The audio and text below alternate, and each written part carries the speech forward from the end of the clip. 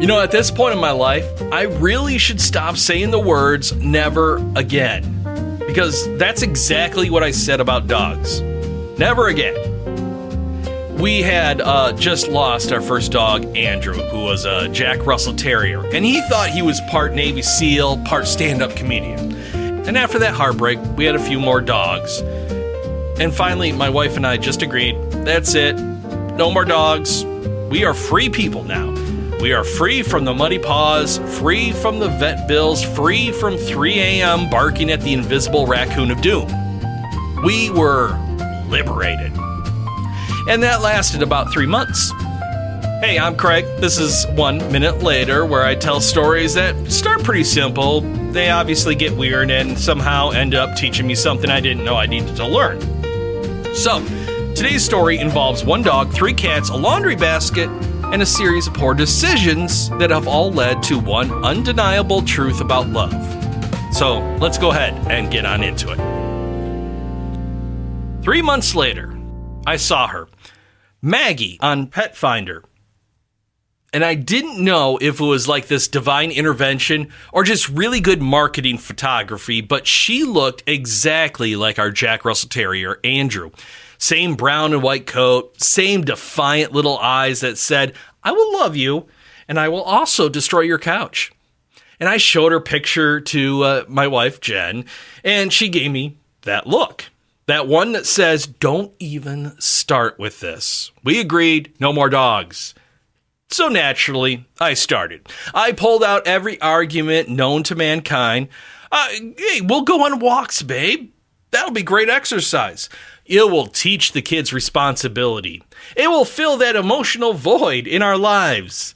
And basically, I turned into a 12-year-old at PetSmart.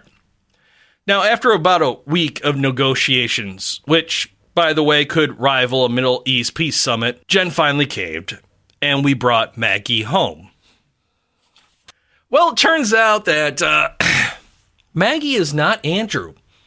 If Andrew were Lassie, Maggie is kind of more like the grumpy old lady version of the gremlin after midnight. And for the first year, she would pee on the exact same spot of the living room rug every single day. She doesn't like going outside unless my wife or my youngest daughter personally escorts her like she's being announced at the Met Gala. And to this day, Jen still reminds me, very often as a matter of fact, with great clarity, that Maggie was my idea. And I think she plans to hold on to that one until we're both in assisted living. Now, despite Maggie's complicated personality, we also have cats. 3 of them, as a matter of fact, because apparently we're gluttons for punishment. However, we are cat people. So we have Muse. Now, Muse is the queen of the house. She's a tubby calico who rules that house like she's sitting on a velvet throne. And she gets what she wants because, well, she's my favorite. Then we got Rocket, the kid's favorite cat. Gray, sleek, mysterious. He only accepts affection under very specific terms. You must be lying on the floor. You must not make eye contact. And you must understand that you are the help. And then finally, there's Chip, who's our latest addition. We got Chip from a kitten. He's now 6 months old, orange, all chaos. Chip has 2 modes, asleep and possessed. He's kind of like a toddler with espresso and no supervision. Now, here's where it all gets kind of awkward because I still haven't taken Chip to get neutered. Yeah, I keep forgetting, conveniently or something. I don't know what it is, but I really do. And Muse, the queen, she's not too happy about that because Chip is this hormonal teenager who has just started testing her authority. And the other night, there was this basket of freshly folded laundry just sitting by the stairs, waiting for somebody to take it up. Now, Muse climbed right in, locked eyes with me, and her tail started twitching, more like a vibration. And she stared right into my soul, and that's when it happened. She marked her royal territory on the clean clothes. Then she meowed, walked off, didn't even blink. So naturally, we had to rewash the entire load because while she may not have hit every article of clothing in that basket, we're not going to take any chances. So now we have a dog who genuinely just doesn't like me, a cat who owns me, another one who ignores me, and a kitten who's slowly turning our house into a National Geographic special.